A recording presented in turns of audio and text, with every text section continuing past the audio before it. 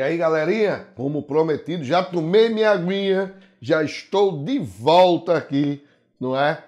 Para trazer para vocês o capítulo referente aos órgãos executivos rodoviários. Veja aqui a turma aqui do Estou Preparado, não é? Do nosso professor amigo Isaqueu Silva, trabalha aqui, ó. Estou gravando hoje aqui, pessoal. Véspera de Natal, tá certo? Nem comprei o peru ainda, né? Disse o diretor aqui que já fez até o peru dele, né? Já botou no forno o peru dele, né? Já encaixou direitinho o seu peru, né? O diretor já encaixou direitinho no forno dele o peru dele, mas, meus amigos, eu ainda não comprei o meu peru ainda de Natal. Por quê? Porque o que é importante para nós, é o seu sonho, né? De passar nesse concurso aí da Guarda Municipal do Cabo de Santo Agostinho. E você vai passar. Você vai passar sim, tá certo? Então vamos continuar? Bora lá. Meus amigos, compete aos órgãos e entidades executivos rodoviários da União, dos estados, do Distrito Federal e dos municípios no âmbito de sua circunscrição. Estamos nos referindo aqui ao DENIT, ao DR e aos órgãos municipais de trânsito rodoviários. Existe órgão municipal de trânsito rodoviário, Emanuel? Não é comum, tá certo? Eu desconheço, eu não sei onde existe, né? Infelizmente eu desconheço. Mas pode existir? Pode. Mas o grande problema é o seguinte: fica um entrave. Porque quando a gente fala em rodovia, a gente imagina o quê? Uma via passando por vários municípios. Uma via só, uma via única. Quando eu municipalizo essa rodovia, então imagine o seguinte: vamos pegar aqui Jaboatão, Recife, Jaboatão e Cabo de Santo Agostinho. Vamos imaginar que eu tenho esses órgãos municipais municipalizar a sua rodovia. Então veja, eu tenho em um pedaço da rodovia sendo fiscalizada por Recife, outro pedaço Jaboatão, outro pedaço Cabo de Santo Agostinho. Aqui em Recife, a via bem sinalizada, beleza. Aqui em Jaboatão, mal sinalizado e com buraco. Cabo de Santo Agostinho, bem sinalizada e ótima pavimentação. Veja, se eu quiser reclamar, eu só vou reclamar um trecho só. Só o órgão. E se o órgão não quiser fazer, eu, município, não tenho dinheiro, não vou fazer. Então é complicado. Quando essa via é de um órgão só, eu tenho um único órgão responsável o quê?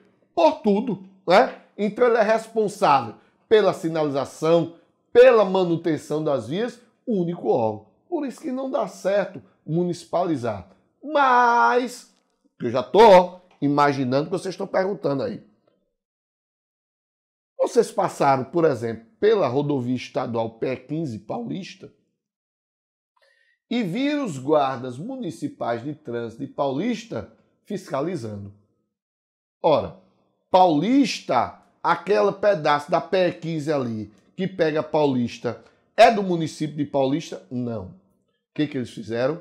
Eles fizeram um convênio com o DR para autorizá-los a fiscalizar naquele trecho. E o DR autorizou a fiscalização. Então, hoje o que acontece não é o órgão ficar responsável totalmente pela rodovia, mas sim fazer um convênio com o DR ou com o DENIT, o município fazer um convênio com o DR ou com o DENIT para fiscalizar aqueles trechos que passam pelo seu município.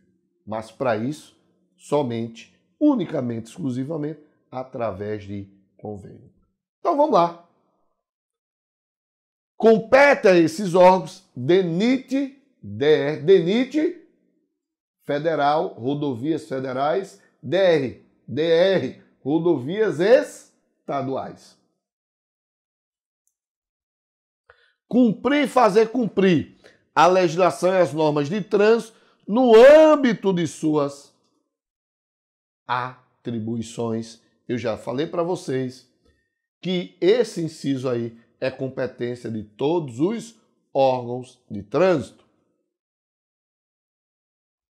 Planejar, projetar, regulamentar e operar o trânsito de veículos, de pedestres e de animais e promover o desenvolvimento da circulação e da segurança dos ciclistas.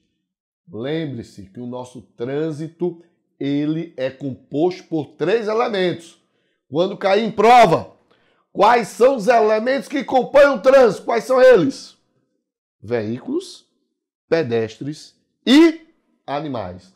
Veículos, pedestres e animais são esses 3 aqui, ó, elementos que compõem o nosso sistema, né? O nosso trânsito, o nosso sistema não, o nosso trânsito são esses 3 elementos.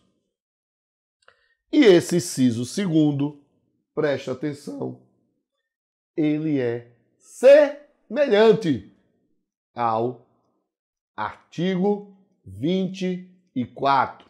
Vamos lá para o artigo 24. Compete aos órgãos e entidades executivas de trânsito dos municípios planejar, projetar, regulamentar e operar o trânsito de veículos, pedestres e de animais.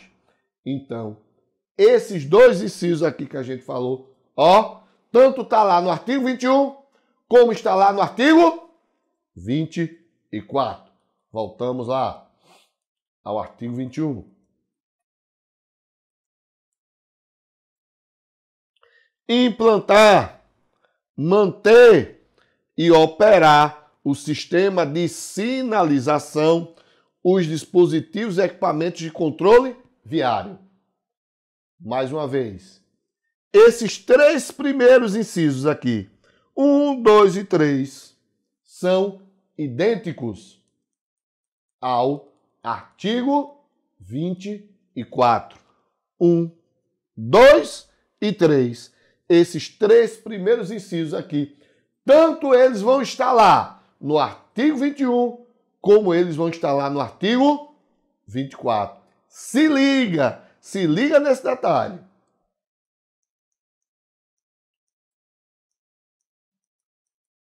Meus amigos, e o que seria implantar e manter e operar o sistema de sinalização? Ora, isso aqui são 2 vias, não é? Isso aqui seria uma via urbana, não é? Isso aqui seria uma via rural, uma rodovia. O que eles vão fazer? Implantar sinalização horizontal, ó, sinalização horizontal, sinalização horizontal, sinalização horizontal. Isso é a famosa marcas de canalização, tá? Famosas marcas de canalização. Isso aqui, ó, são marcas longitudinais. As marcas longitudinais podem ser amarelas ou brancas. Brancas, mesmo sentido. Mesmo sentido. Amarela, duplo sentido. Tá certo? Então vamos lá, ó. Sinalização horizontal, sinalização vertical. Então, esses órgãos, não é? Tanto do artigo 21 como do artigo 24, eles implantam o quê? O sistema de sinalização, os dispositivos e os equipamentos de controle viário. Então, o que seria o controle viário? Controle de velocidade, os famosos pardais, não é? Então, é isso aqui, ó. Que o dispositivo estava se referindo é justamente a essa situação que eu trouxe aqui para vocês, tá?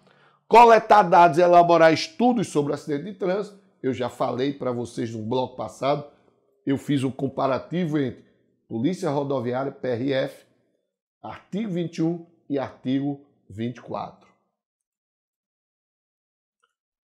Bora lá, ainda, inciso 5º. Estabelecer em conjunto com os órgãos de policiamento ostensivo de trânsito as respectivas diretrizes para o policiamento ostensivo de trânsito. Preste atenção aqui. É o seguinte. Esses órgãos são órgãos de fiscalização, são. Mas também são órgãos executivos, de gestão administrativa. A gestão administrativa é o forte, a fiscalização não. Então, ele vai fiscalizar algumas competências de fiscalização são deles, mas o órgão fiscalizador mesmo, não é? Sua competência de fiscalização mesmo, quem é? É a Polícia Rodoviária Federal. Então, o que é que faz o DENIT? O DENIT, ele faz um convênio com a Polícia Rodoviária Federal para que a Polícia Rodoviária Federal fiscalize nas rodovias federais. E o DR faz um convênio com o BPRV, Batalhão de Polícia Rodoviária, para que o BPRV possa fiscalizar, não é, nas rodovias estaduais. Tranquilo? Muito bem. Executar a fiscalização de trânsito, autuar, aplicar as penalidades de advertência por escrito e ainda as multas e medidas administrativas cabíveis, notificando os infratores e arrecadando as multas que aplicar. Antes de eu explicar isso aqui, que é essa penalidade de advertência por escrito, eu gostaria de ir lá no artigo 24, para vocês verem que isso aqui é uma competência muito semelhante. Preste atenção. Executar a fiscalização de trânsito, autuar, aplicar as penalidades de advertência por escrito. Bora lá no artigo 24.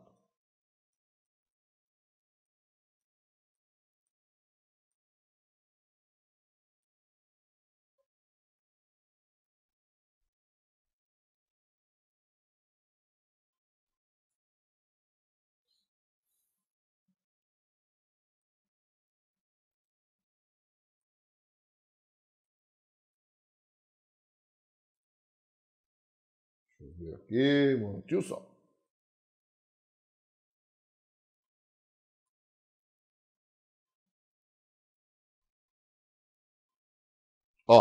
Preste atenção. O artigo 24, ele também se refere a penalidades de advertência por escrito. Mas vejam aqui que a competência do município, ela é bem maior e mais extensa. Então, cuidado. Quando se falar em penalidade de advertência por escrito, não é?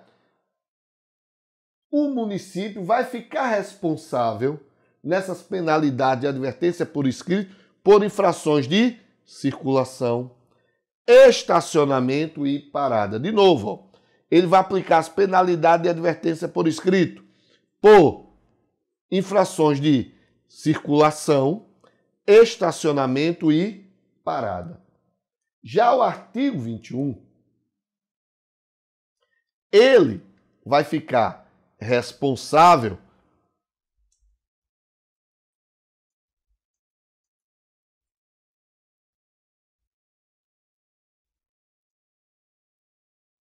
cadê aqui? Estabelecer. Pronto. Ele não determina aqui, preste atenção, que essas penalidades de advertência por escrito são por circulação, estacionamento e parada. Isso quer dizer que o artigo 21 aplica a penalidade de advertência por escrito a infrações a todas as infrações. Já os municípios, apenas 3. Circulação, estacionamento e parada. Mais uma vez, artigo 21 engloba todas para aplicação da penalidade por advertência por escrito. Já o município engloba só 3. Circulação, estacionamento e parada. Beleza? Fizemos esse comparativo. Agora, o que é isso? O que é uma penalidade de advertência por escrito? Nas nossas primeiras aulas, quando estávamos falando sobre disposições gerais do Código de Trânsito Brasileiro, primeira aula, eu falei para vocês sobre finalidades, objetivos do Código de Trânsito Brasileiro. E um dos objetivos, uma das finalidades do Código de Trânsito Brasileiro é a educação. Educação, Manuel? Sim. O Código de Trânsito Brasileiro, a finalidade dele não é multar, não é aplicar a penalidade, e sim educar, fazer educação para o trânsito. Então a ideia, antes dele te aplicar uma multa porque você está sem cinto, ele busca o quê? Te dar uma ideia que o cinto de segurança, você andar sem cinto de segurança, pode causar a sua morte. Então ele educa primeiro para depois aplicar. Sendo assim, o que ele determinou? O seguinte, que se você cometer as seguintes infrações leves, e não ser reincidente em infrações médias da mesma espécie. Então, vê, se você cometeu infração leve e não foi reincidente em infrações médias da mesma espécie, o que vai acontecer?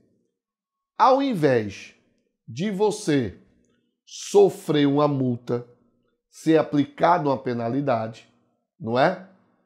No teu bolso aí, vai ser aplicada uma advertência por escrito. Ou seja, vai haver uma substituição daquela penalidade multa por uma advertência por escrito. Beleza aí? Muito bem. Entenderam aí? Tranquilo? Isso é a famosa advertência por escrito, que isso é aplicado no artigo 21 e para o artigo 24. Detran não aplica penalidade de advertência por escrito. Já vi muitas pessoas, quando o Detran autua, aplica a multa, eu pedi que fosse trocada a advertência por escrito e o Detran não trocou. Não trocou por quê? Porque não é competência do Detran. A competência é do DR, do DENIT, do órgão municipal rodoviário ou dos órgãos municipais executivos. Artigo 24, artigo 21. Arrecadar valores provenientes de estado de remoção de veículos e objetos. Arrecadar valores provenientes de estado de remoção de veículos e objetos e escolta de veículos de cargas superdimensionadas ou perigosas. Já falamos sobre isso, como a gente estava falando sobre a PRF. Arrecadar valores provenientes de estado de remoção é o quê? Teu veículo foi apreendido, ele vai ser removido por um reboque, vai lá para o depósito, você vai ter que pagar a remoção desse veículo pelo reboque e como vai ter que pagar os dias em que teu veículo ficou guardadinho, lá no depósito, tá certo? E escolta de veículos de cargas superdimensionadas ou perigosas. O que é uma carga superdimensionada ou perigosa? Cargas perigosas. O que são cargas superdimensionadas? São aquelas cargas aqueles veículos que vão além, do peso, além de suas dimensões. Já mostrei isso para vocês, mas vamos lá relembrar o seguinte.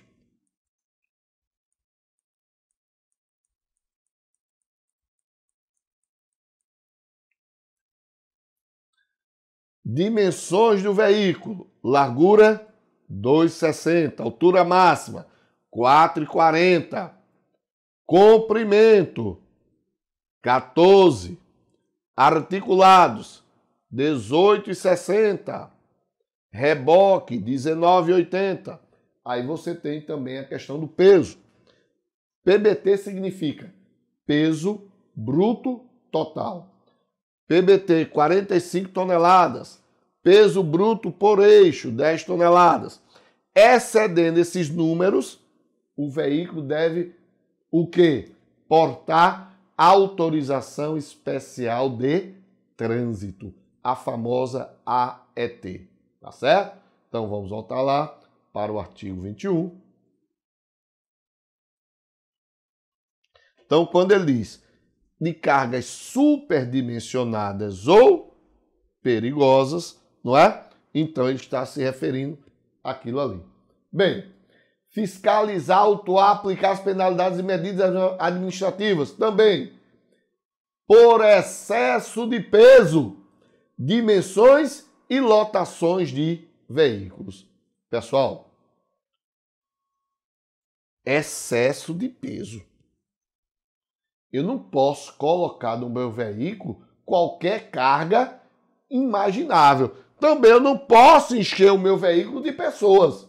É mais ou menos isso aqui, ó. Preste atenção, ó aqui. Né? Olha para aí, que situação aqui, meu direito. Olha para aqui a situação, né? Olha para aqui, o cara levando essa carga toda aqui nesse carrinho, Pessoal, isso é proibido, né, velho? Não pode, cara. Não pode. Isso é o quê? Caneta. Isso é infração de trânsito. Levar excesso de peso. Como também, ó para aí, ó para aí. Isso tudo não é motocicleta só, meu Deus. Parece a motocicleta do meu amigo Isaqueu Silva, né? Isaqueu tem uma motocicleta lá no interior que anda, não é? E dá carona a todo mundo. Olha para aqui. Olha a situação. Olha a situação. Olha aqui a situação aqui, não é? Não pode, pessoal. Isso é infração. Isso é caneta. Se liga em outra situação interessante. Veja. Você que gosta de fazer sua feirinha no supermercado, tá? Sua feirinha no supermercado e costuma pegar o carro, coloca as compras aqui e coloca também as compras, ó, no banco, não é? Lá do interior do teu veículo. Encheu de sacola da Walmart. Encheu de sacola do supermercado Açaí. Estou fazendo comercial, não vou fazer mais. Propaganda, ó, propaganda para os outros, estou ganhando nada. Mas encheu de sacola dessas de supermercado aí, na tua mala e nos bancos de dentro do teu veículo. Meu amigo, caneta. Não pode não. É infração de trânsito. Oxe, Manuel, é infração? É sim, porque você está transportando carga em compartimento de passageiros. Porque carga é para ser levada aqui. E ali você está transportando cargas em compartimento de passageiros. Poxa, isso quer dizer que se eu pegar a minha bolsa, a minha mochila e levar ali vai ser caneta? Não. Não vamos confundir objetos com carga. Uma bolsa, não é a bolsa da sua esposa, da sua namorada, a sua mochila é um objeto. Agora, encher de sacola ali, aí é carga, aí é caneta. Beleza? Muito bem. Então, ó, não pode, não pode, não pode e não pode.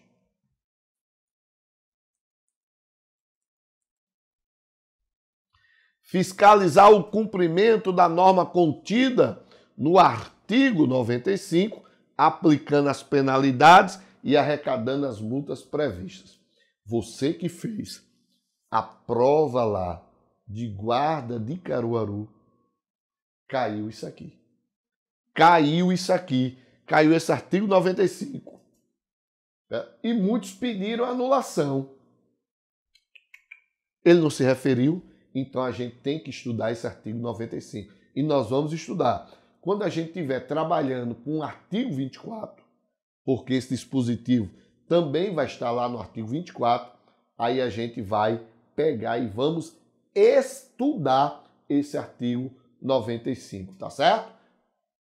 Porque se houve referência, tem que ser estudado. Por isso que a questão lá da guarda de Caruaru, não é? Foi pedido anulação e não vai ser anulado, pessoal. Não pode ser anulado justamente por conta disso. Tranquilo? Muito bem. 10. Implementar as medidas da Política Nacional de Trânsito do programa. Já falamos, né? Eu fiz uma referência aqui. Esse artigo 21 e a PRF implementam e o artigo 24 implanta. 11. Promover e participar de projetos e programas de educação e segurança de acordo com as diretrizes estabelecidas pelo CONTRAN. Integrar-se a outros órgãos e entidades do Sistema Nacional de Trânsito. Fluxo de informações, já disse para vocês, todos os órgãos possuem isso. Fiscalizar o nível de poluentes e ruídos produzidos pelos veículos, famoso Maria Fumaça, a obrigatoriedade do famoso catalisador, que é equipamento obrigatório, que a gente vai lá no artigo 105. Eu dei o exemplo aqui para vocês quando eu estava falando da PRF, do motoqueiro que fura o cano de escape, né, pá. Eu disse que era o quê? Caneta é infração de trânsito. Vistoriar veículos que necessitem de autorização especial para transitar e estabelecer os requisitos técnicos a serem observados para a circulação desses veículos. Lembre-se, AET. Quando eu me referir a isso, eu vou estar me referindo ao quê? A isso aqui, ó. Veículos que passaram dessas dimensões. Todos os veículos que passam dessas dimensões necessitam de quê? De autorização especial de trânsito, AET. E para que seja concedida essa AET, obrigatoriamente vai acontecer o quê? Vai acontecer que esses veículos devem passar por uma vistoria. Eles têm que passar por uma vistoria. Só lembrando que essa vistoria, no qual esses veículos passam para ser obtida essa autorização especial de trânsito, ó, também está no artigo 24. Vistoriar veículos que necessitem de autorização. Então, essa vistoria desses veículos que precisam da AET, tanto está no artigo 24, como está lá no artigo 21. Como está aqui no artigo 21. Beleza? Competências iguais, competências, não é? Do artigo 21, competência lá do artigo 24. Meus amigos, concluímos aí os famosos órgãos executivos rodoviários, não é? Tivemos aí 2 blocos para trabalhar isso aí. E agora, como nós fazemos sempre, no nosso terceiro bloco, vamos, não é, fazer umas questõezinhas para a gente fixar, não é, o nosso conteúdo programático. É rápido, eu vou e volto.